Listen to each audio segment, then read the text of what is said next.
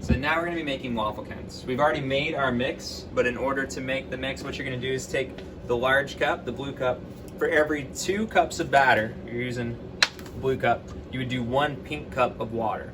So 1 full bowl might be 6 blue cups of the batter to 3 pink cups of water. Once you get it all mixed up, it should be no clumps, mixed all the way through, good consistency. And then waffle iron is already heated up, so we're ready to go. It's got 2 sides to it. So side 1, it's numbered here with its own timer, and then it flips over side 2 with its own timer. So for starters, we're just doing 1 scoop. That's the right size. Usually kind of come right over the top so you avoid mess, then shake it out.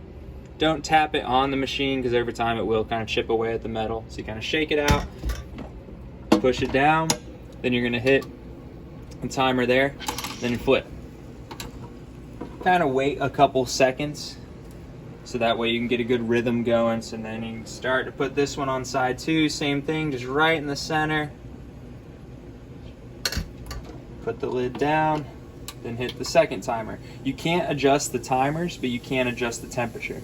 So if you see that they're coming out too light when the timer dings, you want to turn the temperature up, or if they're getting too burned, turn it down.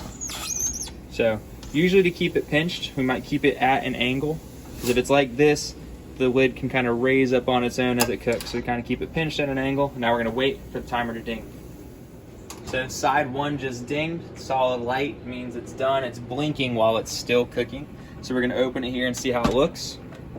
So you can see it's kind of lighter on this side and a little darker here. So we're going to use a spoon to peel it off, and we're going to let it cook a little bit longer. So I flipped it, so now the lighter side is towards the back, and you just heard the second one ding, so we'll take a look at that one. Now this one kind of looks ready to go. I'm going to flip it and see. Might do the same thing. Since it's a little lighter up there, again, we want this color all the way. So we're going to close it, give it a few more seconds.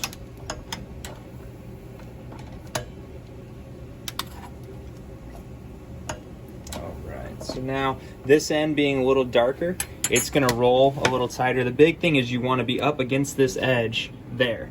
So that's how you know you're not going to have a hole. I'm spinning while keeping it tight within the rolling cone here. And then once you got it, push and seal. Right after you finish one, go ahead and put the next one on.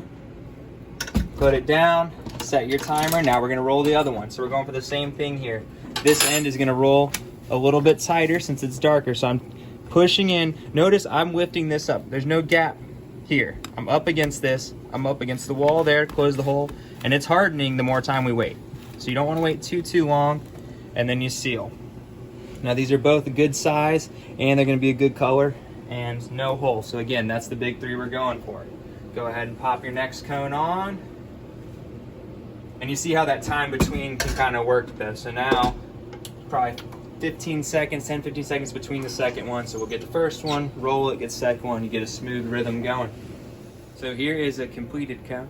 And what we're going for is 3 things. We want a good golden color, which you are seeing here, good even gold color, correct size. This is exactly what you want size-wise. And then another big one is no hole at the bottom. If you have any sort of hole at the bottom, obviously your ice cream is going to drip through. So that's the 3 main things you need to be focusing on.